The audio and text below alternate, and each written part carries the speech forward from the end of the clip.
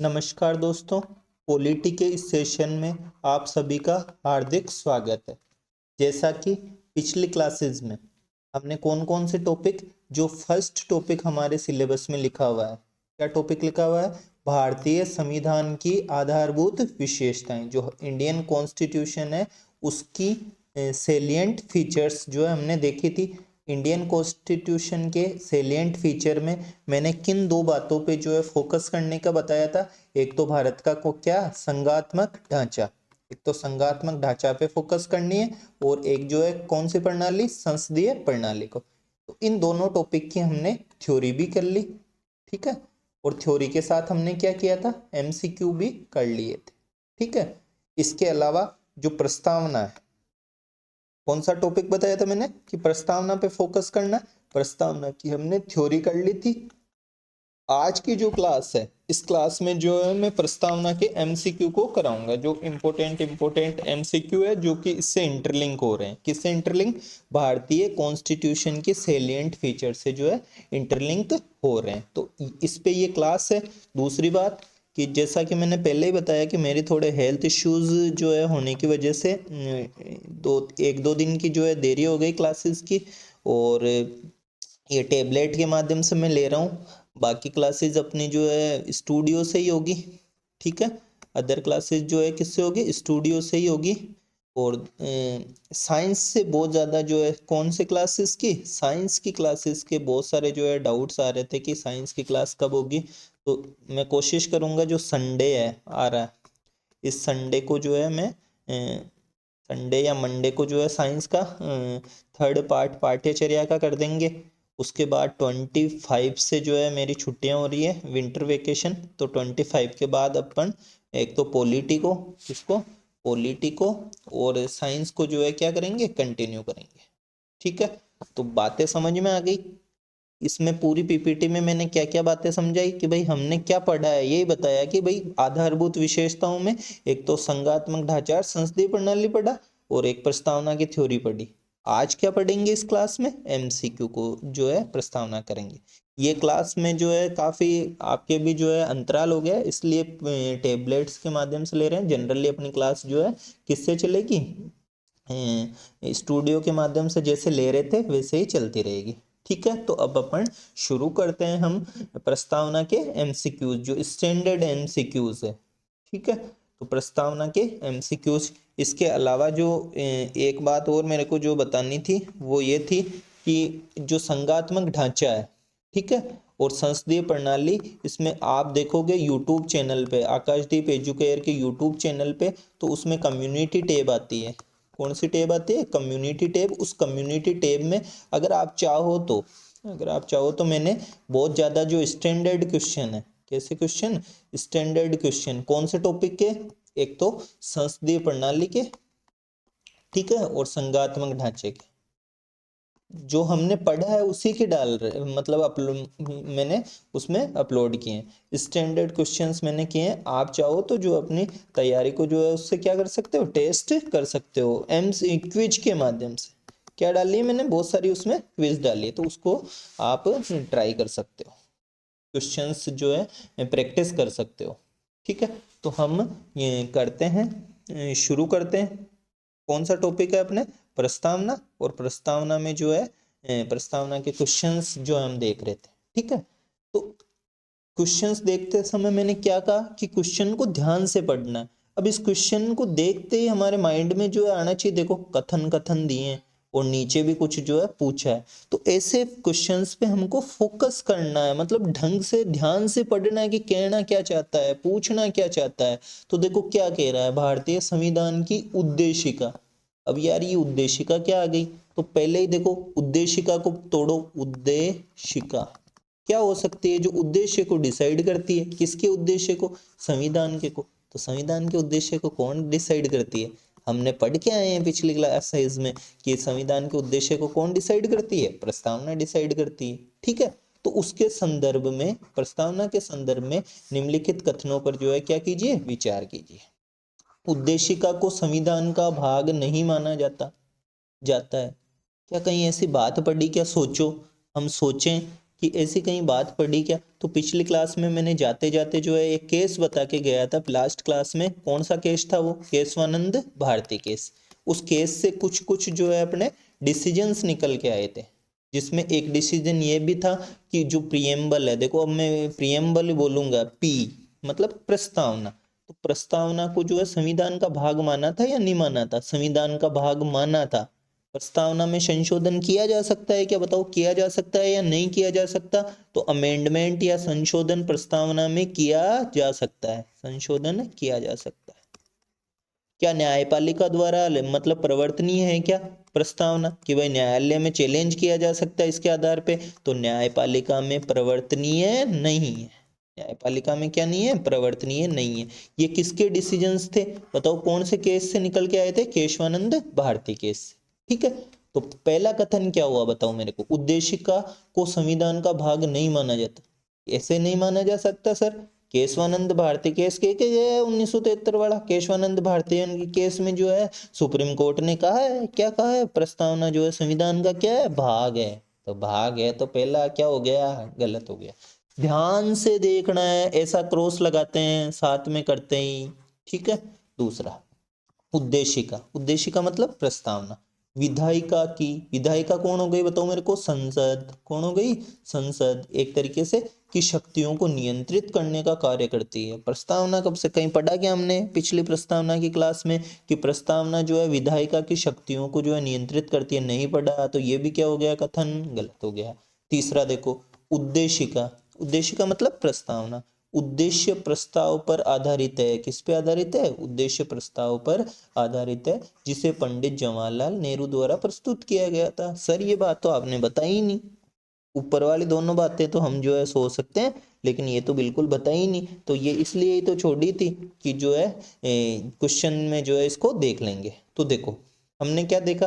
Constitutional assembly. जो constitutional assembly किसको बोलते हैं बताओ मेरे को? संविधान सभा को। इसको बोलते हैं संविधान सभा को। और इस संविधान सभा की जो बैठक हुई, ठीक है, उसमें संविधान सभा की बैठक में मतलब 13 दिसंबर को, कब? 13 दिसंबर को जो है प्रस्ताव पारित किया गया 1946 में। कब? 1946 में। वो उस प्रस्ताव का नाम क्या था? उद्देश्य प्रस्ताव। कि भाई कॉन्स्टिट्यूशन का क्या उद्देश्य है? तो कोई ना कोई तो जो है प्रस्तुत करने वाला व्यक्ति होगा। तो वो व्यक्ति कौन थे? भारत के प्रथम प्राइम मिनिस्टर जवाहरलाल नेहरू, जिन्होंने किसको प्रस्ताव पेश किया? उद्देश्य प्रस्ताव को। ठीक है, ये और ये उद्देश्य प्रस्ताव ही आगे चल करके जो है लगभग उसमें जो है क्या बना? भारत की प्रस्तावना बना। ज्यादातर जो पॉइंट थे उसी से है।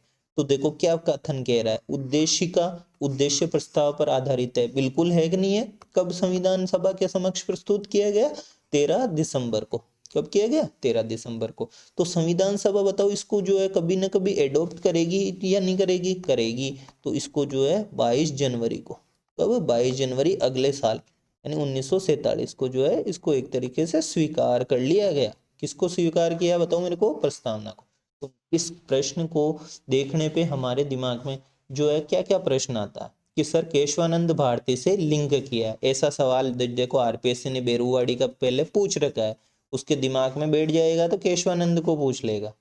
हमारे अलग से कोई एक डाउट आया था कि सर प्रस्तावना पढ़नी है क्या? यार प्रस्तावना क्यों नहीं पढ़नी? प्रस्तावना तो हमारे संविधान का क्या है? सार है। प्रस्तावना हमारे संविधान का सार है, तो उसमें जो विशेषताएं हैं वो तो आधारभूत विशेषताएं हैं ही। तो आधारभूत विशेषताएं तो पढ़नी ही है।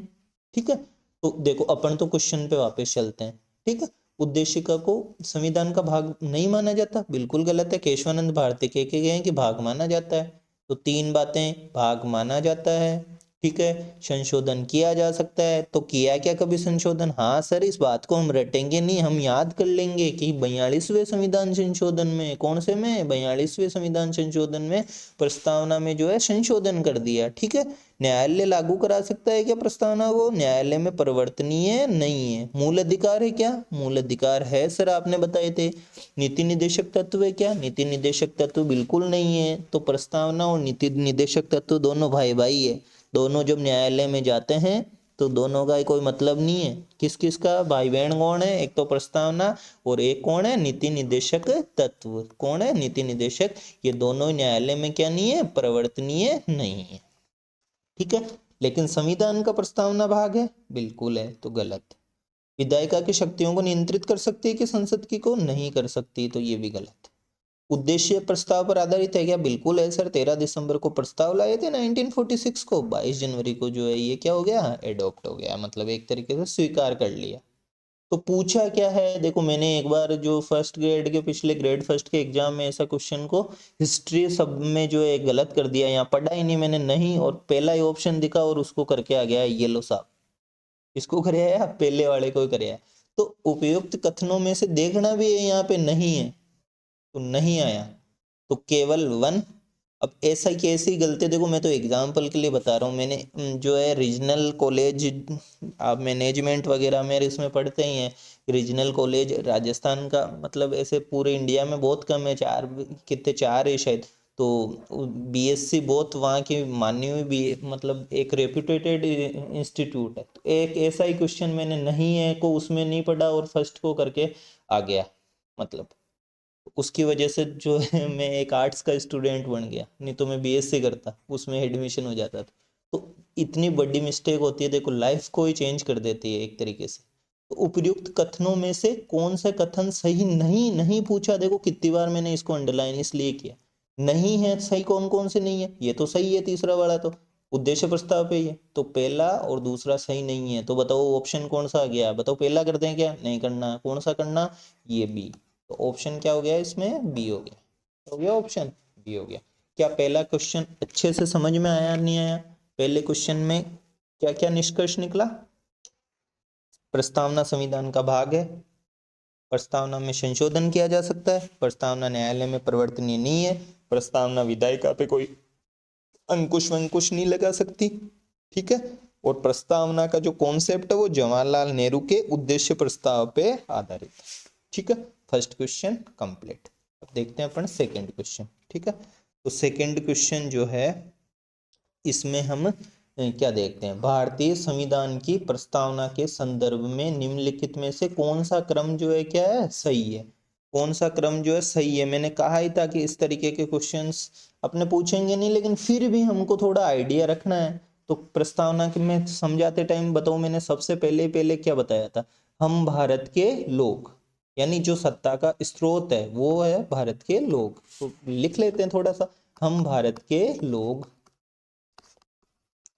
ठीक है।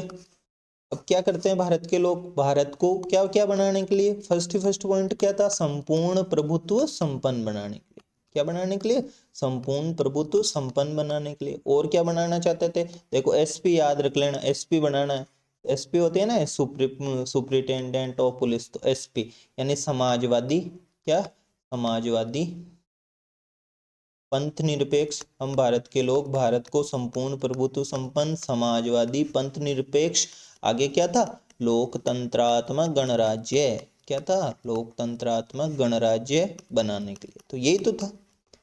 अब देखो इसी का ही क्रम पूछा है, तो सबसे पहले पहले कौन आएगा, संपूर्ण प्रभुत्व संपन्न, देखो कहाँ पे संपूर्ण प्रभुत्व संपन्न, ये रहा समाजवादी, ये रहा समाजवादी, ठीक है, पंथ निरपेक्ष ये एसपी, ठीक है, लोकतंत्रात्मक गणराज्य, तो ये क्रम हो गया प्रस्तावना, ठीक है। तो हम भारत के लोग, ये तो सत्ता को दिखाता है, और ये संपूर्ण प्रभुत्व संपन्न, और ये क्या है बताओ मेरे को, पिछली क्लास में हम पढ़ के आए हैं कि हमारा राज्य कैसा है, भारतीय राज्य की किसको डिनोट करता है, ये प्रकृति को डिनोट करता है, प्रकृति को डिनोट करता है।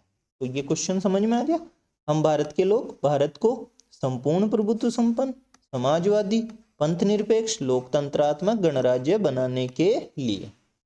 तो इसमें क्या ऑप्शन हो गया बताओ मेरे को, डी ऑप्शन हो गया, क्या ऑप्शन हो गया, डी ऑप्शन हो गया। आगे देखो मैंने जब क्लास ले रहे थे तो क्लास लेते टाइम भी जो है यही चीज समझाई थी कि संपूर्ण प्रभुत्व संपन्न शब्द का सही अर्थ निम्नलिखित में से क्या है, कौन से शब्द का, संपूर्ण प्रभुत्व संपन्न का। तो संपूर्ण प्रभुत्व संपन्न का क्या अर्थ बताया था बताओ मेरे को, प्रभुता, और प्रभुता कैसे बताओ, दो शब्द बताए थे संपूर्ण प्रभुत्व संपन्न आते ही, सोवेरेनिटी बोलते हैं इसको इंग्लिश में, संपूर्ण क्या था, प्रभुत्व संपन्न, क्या शब्द लिखा, संपूर्ण प्रभुत्व संपन्न। पढ़ाते टाइम में बताया था कि आए तो दो चीजें आनी चाहिए अपने, आंतरिक और क्या, बाह्य, कि भारत जो है आंतरिक दृष्टि से डिसीजन लेने में और बाह्य दोनों मामलों में जो है कि क्या लेने में, डिसीजन लेने में बिल्कुल क्या है, स्वतंत्र है। ये किसका अर्थ है, संपूर्ण प्रभुत्व संपन्न का अर्थ है। तो देखो केवल आंतरिक मामलों में ये क्या, नहीं सर, आंतरिक और बाह्य दोनों मामलों में जो है क्या लेने को स्वतंत्र है, डिसीजन लेने को स्वतंत्र है। तो ये पॉइंट समझ में आ गया। इसमें क्या आ जाएगा बताओ मेरे को, सी आ जाएगा। अगला देखो, अगला जो है क्या पॉइंट है, पॉइंट को जो है अपन को देखना है कि निम्नलिखित में से भारतीय संविधान की प्रस्तावना के तत्व है। भाई भारतीय संविधान की प्रस्तावना में क्या क्या तत्व जो है सम्मिलित है, तो बताओ इसमें जो है अपने क्या क्या दिमाग में आएगा प्रश्न कि भारतीय संविधान की प्रस्तावना के क्या क्या तत्व है। संविधान के अधिकार का स्रोत, स्रोत ऐसे लिखते हैं ना, स्रोत मैंने पहले बताया था, ये स्रोत इस तरीके से। तो संविधान के अधिकार यानी प्राधिकार समझ लेना, प्राधिकार का स्रोत बताओ है कि नहीं है। कौन से शब्द से हमें ये बात पता चलती है, हम भारत के लोग, कि भाई जो संविधान को पावर मिली है ना, वो पावर किसने दी, भारत के लोगों ने दी। पावर मतलब प्राधिकार, पावर का मतलब क्या होता है, प्राधिकार, सत्ता, वो किसने दी, भारत के लोगों ने दी। हमको कहाँ से पता चलता है ये बात, प्रस्तावना से। तो ये प्रस्तावना का तत्व हुआ या नहीं हुआ, इसका तत्व हो गया प्रस्तावना। हम प्रस्तावना जब शुरू करते हैं तो पहली लाइन ही यही पढ़ते हैं, हम भारत के लोग, ठीक है। दूसरी बात देखो, भारतीय राज्य की प्रकृति, किसकी प्रकृति, भारतीय राज्य की। अभी पढ़ के आए कि संपूर्ण प्रभुत्व संपन्न, समाजवादी, पंथ निरपेक्ष, लोकतंत्रात्मक गणराज्य बनाने के लिए, ठीक है। ऐसे ट्रिक फ्रिक नहीं बनानी है, वो तो मैंने एसपी तो याद रखने को ये अलग से जुड़े थे। यहाँ क्या आएगा बताओ, संपूर्ण प्रभुत्व संपन्न, ये एस का मतलब समाजवादी, फिर क्या, पंथ निरपेक्ष, लोकतंत्रात्मक गणराज्य, ये क्या है, राज्य की प्रकृति है, ठीक है। संविधान के उद्देश्य बताओ, उद्देश्य है कि नहीं है, क्या क्या उद्देश्य है भाई, न्याय का उद्देश्य है। न्याय कितने प्रकार के अपन ने देख लिए थे, सामाजिक, क्या क्या, सामाजिक, आर्थिक, एक तो क्या है सामाजिक न्याय, ठीक है, दूसरा आर्थिक, तीसरा क्या है, राजनीतिक न्याय है कि नहीं है, राजनीतिक न्याय ये, ठीक है। और क्या था, स्वतंत्रता, कितने प्रकार की थी, 5 प्रकार की। अभी क्वेश्चन आ जाएंगे कि कौन कौन सी थी, विचार, अभिव्यक्ति, विश्वास, धर्म, उपासना की, वो आ जाएगी, ठीक है। और तीसरा एक और थी, समता, क्या, समता, ठीक नहीं थी, कौन कौन सी समता थी बताओ मेरे को, एक तो प्रतिष्ठा की और एक इसकी थी अवसर की समता थी, ठीक है। तो ये चीजें क्या है बताओ मेरे को, जैसे ये जो है संपूर्ण प्रभुत्व संपन्न ये राज्य की प्रकृति, ऐसे ये क्या है, ये संविधान के उद्देश्य है। भाई यही तो है, संविधान जो है न्याय सुनिश्चित करना चाहता है, संविधान स्वतंत्रता, संविधान समता। और कब की तारीख है बताओ मेरे को, 26 नवंबर 1949। प्रस्तावना कब लागू हुई, एक तरीके लागू मतलब कि ये अंगीकृत, अधिनियमित और आत्मार्पित कब हुई, 3 शब्द बताए थे पिछली क्लास, ढंग से देखना है, अंगीकृत, क्या, अंगीकृत, और क्या था, अधिनियमित, क्या था, अधिनियमित, और क्या था, आत्मार्पित, ठीक है। तो ये लागू होने की तिथि बताता है एक तरीके से संविधान का। तो ये सारी की सारी चीजें जो है, चारों की चारों चीजें बताओ है कि नहीं है प्रस्तावना में। तत्व का मतलब उसके अंदर होना चाहिए, प्राधिकार का स्रोत है, बिल्कुल है, हम भारत के लोग से पता चलता है, राज्य की प्रकृति बताता है, संपूर्ण प्रभुत्व संपन्न, समाजवादी, पंथ निरपेक्ष, लोकतंत्रात्मक गणराज्य, संविधान के उद्देश्य बिल्कुल बताता है, ये सारे के सारे क्या है, संविधान के उद्देश्य, लागू होने की तिथि भी बताता है। तो बताओ इसमें क्या ऑप्शन हो जाएगा, इसमें ऑप्शन हो जाएगा डी, क्या हो जाएगा, इसमें ऑप्शन हो जाएगा डी, ठीक है। तो आगे क्वेश्चन में चले हम, अगला प्रश्न, अगला प्रश्न देखो क्या प्रश्न जो है इन्होंने दिया है, भारतीय संविधान की प्रस्तावना में निम्नलिखित में से किन स्वतंत्रताओं को, तो बताओ मैंने कितनी स्वतंत्रता बताई थी, बस जल्दी से जो है याद रहनी चाहिए, पूछ लेगा कौन कौन सी स्वतंत्रता है, कितने तरह की है, 5 तरह की, कितने तरह की, 5 तरह की। तो बोलो पहले पहले विचार, सेकंड अभिव्यक्ति, एक तो विचार हो गया, दूसरी अभिव्यक्ति, तीसरी विश्वास, धर्म और उपासना। अब अपन को कोई कहे यार ये प्रस्तावना हम क्यों पढ़े, तो यार प्रस्तावना तो इसलिए हम पढ़ेंगे क्योंकि देखो स्वतंत्रता, ये क्या संविधान की आधारभूत विशेषता नहीं है क्या, समता आधारभूत विशेषता नहीं है क्या, न्याय आधारभूत विशेषता नहीं है, बिल्कुल है ये। तो ये चीजें हैं। तो विचार की स्वतंत्रता ये रहा, अभिव्यक्ति की स्वतंत्रता कहीं दिख रही है क्या? नहीं दिख रही। विश्वास की स्वतंत्रता नहीं दिख रही। धर्म की स्वतंत्रता, ये रही धर्म की, और उपासना की स्वतंत्रता। ये 5 तरह की स्वतंत्रता, मुझे उम्मीद है आपने पिछले क्लास में मैंने समझाया था तो याद हो गई होगी। आर्थिक स्वतंत्रता दी क्या? नहीं दी। अवसर की स्वतंत्रता बिल्कुल नहीं दी। अवसर की तो क्या दी थी? समता दी थी। अवसर की क्या दी थी? समता, तो ये भी नहीं है। राजनीतिक स्वतंत्रता बिल्कुल नहीं है। तो देखो प्रश्न पढ़ना है, क्या किया है? सही उत्तर चुनिए। वही बात, डायमेंशन पूरी जीवन की दिशा को ही चेंज कर देती है। देखो मेरी तरह अगर नहीं पढ़ा तो ऐसे मैंने फिर गलती की। ग्रेड 1 के हिस्ट्री के पेपर में फिर नहीं है वाला गोला नहीं किया और गलती हो गई मेरे से। एक तो उस टाइम हुई जो फर्स्ट ईयर में मतलब 12th पास किया था जब, और एक तो इस ऐसे क्वेश्चंस को जब भी क्वेश्चन किए जाते हैं प्रैक्टिस ऐसे कर लेना, ठीक है। तो इसमें पूछा है भाई कौन सा सही है, तो एक तो पहला और कौन सा? पांचवा। देखो कहीं दिख रहा है क्या? ये रहा पहला और पांचवा। ये 5 तरह की हमको स्वतंत्रता। अगला प्रश्न देखो, इस प्रश्न में जो है क्या लिखा हुआ है? 42वें संविधान संशोधन में निम्नलिखित में से कौन से प्रस्तावना में जोड़े गए? अरे यार संविधान संशोधन, तुम तो जो है किसमें संशोधन कर रहे हो? प्रस्तावना में। कैसे कर सकते हो? बिल्कुल कर सकते हैं हम, क्यों नहीं कर सकते। कौन कहता है हमको कि कर दो संविधान में प्रस्तावना में संशोधन? केशवानंद भारती केस। कौन सा केस? केशवानंद भारती। संशोधन कर सकते हैं। क्या कर सकते हैं? संशोधन। बताओ और क्या कर सकते हैं? न्यायालय में लागू कर सकते हैं क्या? बिल्कुल नहीं कर सकते, न्यायालय में लागू नहीं कर सकते। और इसका दोस्त कौन है प्रस्तावना का जो न्यायालय में लागू नहीं होता है? नीति निर्देशक तत्व। संविधान का भाग है क्या प्रस्तावना? कोई कहता है क्या? बिल्कुल सर, संविधान का जो है क्या है? भाग है। किसका भाग है? संविधान का भाग। तो संशोधन कर सकते हैं तो कभी ना कभी संशोधन हुआ होगा, तो कब हुआ? 42वां संविधान संशोधन। कौन सा संविधान संशोधन? 42वां। 42वां जो है संविधान संशोधन जो है हुआ। एक मिनट, उसमें कोई ने कोई कुछ किया है क्या? बिल्कुल सर, एक तो एसपी को जोड़ा। किसको जोड़ा? एसपी को। एस का मतलब क्या होता है बताओ मेरे को? समाजवादी। क्या है? समाजवादी। यानी जो संसाधन है उनका सब में क्या हो? वितरण हो, ठीक है। सेकंड क्या था? पंथ निरपेक्ष। ये इनके कॉन्सेप्ट हमने पिछले क्लास में जो है देखे ही थे, उम्मीद है वो तो आपको होंगे ही याद। और बताओ एक शब्द और कौन सा जोड़ा था? 3 शब्द जोड़े थे ना। तीसरा शब्द कौन सा था? अखंडता। अरे यार ये बंधुत्व जोड़ा था क्या? नहीं जोड़ा था सर, बंधुत्व तो पहले से ही था। तो समाजवादी, पंथ निरपेक्ष और अखंडता शब्द जोड़ा था। तो कौन सा उत्तर आ जाएगा बताओ मेरे को? केवल 1 2 3 जो है इसका आंसर हो जाएगा। अगला प्रश्न, अगला प्रश्न देखो क्या है। भारतीय संविधान की उद्देशिका यानी प्रस्तावना के संबंध में कौन सा कथन सही नहीं है? क्यों? क्या नहीं है? सही नहीं है। फिर घोड़ा कर दो, ऐसे नहीं है। उद्देशिका संविधान का अंश है। बिल्कुल है सर, आपने 3 4 बार बता दिया। केशवानंद भारती केस जो है ये बात कहता है। इसमें संविधान के उद्देश्य का उल्लेख है। बिल्कुल इसमें संविधान का उद्देश्य का उल्लेख है। कौन से उद्देश्य है? न्याय का उद्देश्य है। कौन सा उद्देश्य है? स्वतंत्रता का उद्देश्य है। कौन सा उद्देश्य है बताओ मेरे को? समता का उद्देश्य है। कौन सा उद्देश्य है बताओ मेरे को? बंधुत्व वाला। कौन सा वाला? बंधुत्व वाला। ये सारे के सारे क्या है? संविधान के उद्देश्य है। न्याय कितने बताए? 3 बताए। स्वतंत्रता कितनी बताई बताओ मेरे को? 5 तरह की बताई।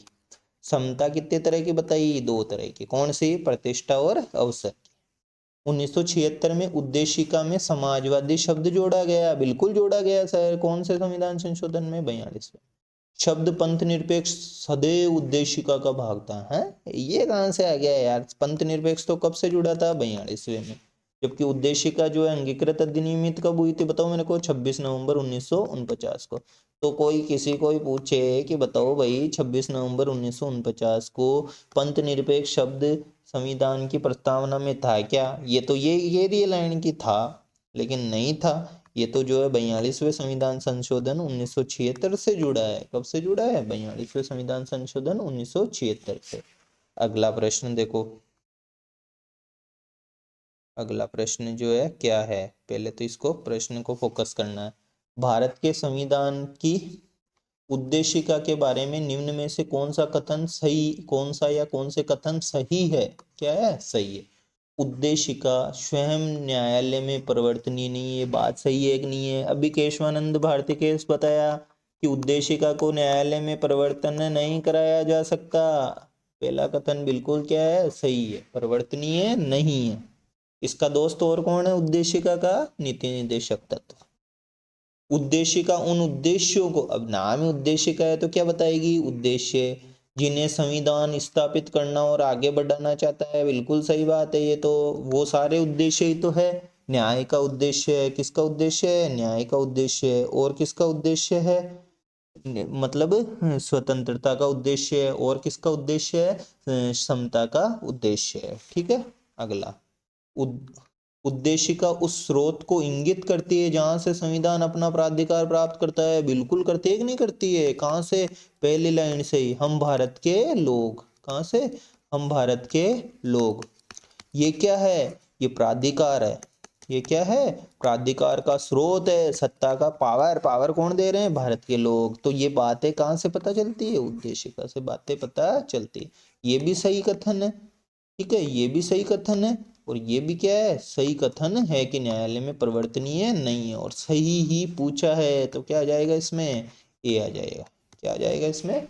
ए जो है आ जाएगा। ये चीजें हमें पता रहनी चाहिए कि भाई हम भारत के लोग, यानी जो संविधान को प्राधिकार मिल रही है, सत्ता मिल रही है, वो सत्ता जो है कौन दे रहे हैं? भारत के लोग। और ये बात हमें कहाँ से पता चलती है? प्रस्तावना से जो है पता चलती है। ठीक है, तो ये चीजें हो गई, ये चीजें हो गई। अब आगे देखो, अगला क्वेश्चन जो है हम देखते हैं।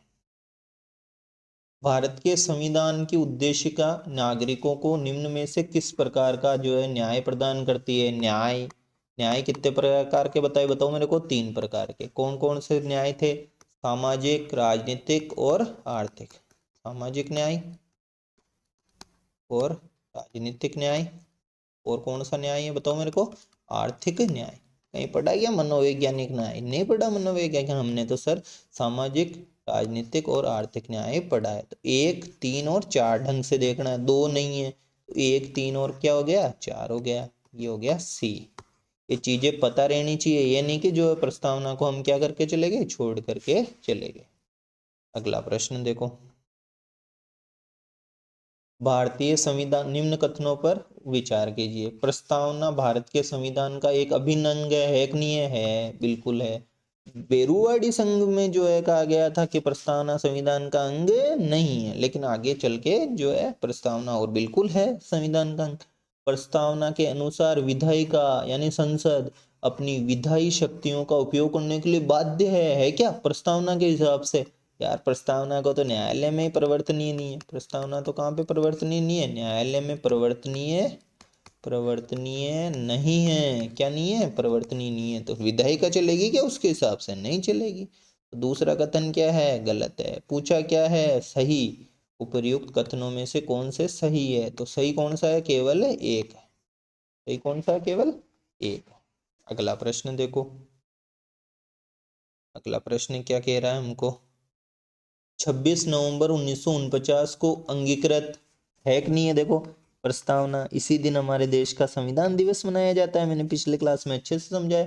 भारतीय संविधान की प्रस्तावना में मूल रूप से भारत को निम्न रूप में वर्गीकृत किया गया है। मतलब 26 नवंबर 1949 के दिन क्या स्थिति थी भारत की? बताओ। संपन्न प्रभु गणराज्य था कि नहीं था? बिल्कुल संपूर्ण प्रभुत्व संपन्न जो है मतलब था, और गणराज्य भी था। बाद में जुड़ा कि गणराज्य? नहीं जुड़ा। लोकतंत्रात्मक गणराज्य, ये भी जो है उस टाइम की बात है। समाजवादी, बताओ मेरे को समाजवादी शब्द, और धर्मनिरपेक्ष या पंथ निरपेक्ष, ये 26 नवंबर 1949 के दिन थे क्या? देखो ये यहाँ पे 26 नवंबर लिख के क्वेश्चन को घुमा दिया, और हम जल्दी जल्दी में घूम गए। 1, 2, 3, 4 ये डी कर दिया साहब। ये लो साहब डी। ऐसे नहीं करना है। ये कह रहा है 26 नवंबर को, और मूल रूप से क्या किस रूप में वर्णित था? तो संप्रभु भी था, क्योंकि संपूर्ण प्रभु तो संपन्न था। लोकतंत्रात्मक गणराज्य भी था। लोकतांत्रिक नहीं मतलब लोकतंत्रात्मक गणराज्य। समाजवादी नहीं था। क्या नहीं था? समाजवादी। समाजवादी तो कब बना है? बाद में बना है। और कब? और कौन सा? पंथ निरपेक्ष या धर्म निरपेक्ष, ये भी कब बना है? बाद में बना है। अरे बाद में कब बन गया सर? केशवानंद ने कहा था संशोधन कर दो, और 42वें संविधान संशोधन में केशवानंद भारती के से जो है संशोधन करके ये 2-3 शब्द जोड़े थे, समाजवादी, पंथ निरपेक्ष, और कौन सा शब्द था? अखंडता। कौन सा शब्द था? अखंडता का शब्द था। ठीक है, तो ये शब्द है। तो इसमें कौन कौन है, मूल रूप से 1 और 2 इसमें उत्तर आ जाएगा। और कौन सा उत्तर आएगा इसमें, बी। ठीक है, तो ये प्रस्तावना के कुछ अच्छे जो क्वेश्चंस थे, स्टैंडर्ड क्वेश्चंस थे, वो मैं जो है क्या करके आया हूँ, लेकर के आया हूँ। ये सारे के सारे क्वेश्चंस, इनकी आपको प्रैक्टिस करनी है। कम्युनिटी टैब में भी जो है डाल देंगे इन्हीं क्वेश्चंस को, या इससे इर्द गिर्द जो है और स्टैंडर्ड क्वेश्चंस रहेंगे। तो वैसे ये सारे क्वेश्चंस जो है अपने ग्रेड 1 के सिलेबस के हिसाब से स्टैंडर्ड क्वेश्चन है। डीप तो और भी जाया जा सकता है, लेकिन अपना जो स्टैंडर्ड है, इसी स्टैंडर्ड के जो है क्वेश्चंस आ रहे हैं। रही बात क्लासेस वगैरह की, तो मैं फिर कह रहा हूँ, कौन सी क्लास की, साइंस की क्लास की। जो साइंस की क्लास है, साइंस की क्लास के बहुत ज़्यादा जो डाउट है, तो मैं एक क्लास तो संडे को रिकॉर्ड कर लूँगा। ठीक है, और करंट का अपने लगभग हो ही गया, एक क्लास और लेनी है करंट की, तो उसको भी जो है कर लेंगे। करंट की क्लास को 99% संडे को करंट की क्लास से डालेंगे। ठीक है, संडे को, और साइंस की क्लास उसके अगले दिन। अपना कंटिन्यूएशन जो है 25 दिसंबर से जो है अपनी पॉलिटी वगैरह की और साइंस की क्लास जो है क्या कर लेंगे, हम कंटिन्यू कर लेंगे। ठीक है, अब देखो, जैसे साइंस का एक कॉन्सेप्ट होता है, जब हम साइंस पढ़ेंगे ना, तो साइंस में हम पढ़ेंगे ऊर्जा संरक्षण का नियम।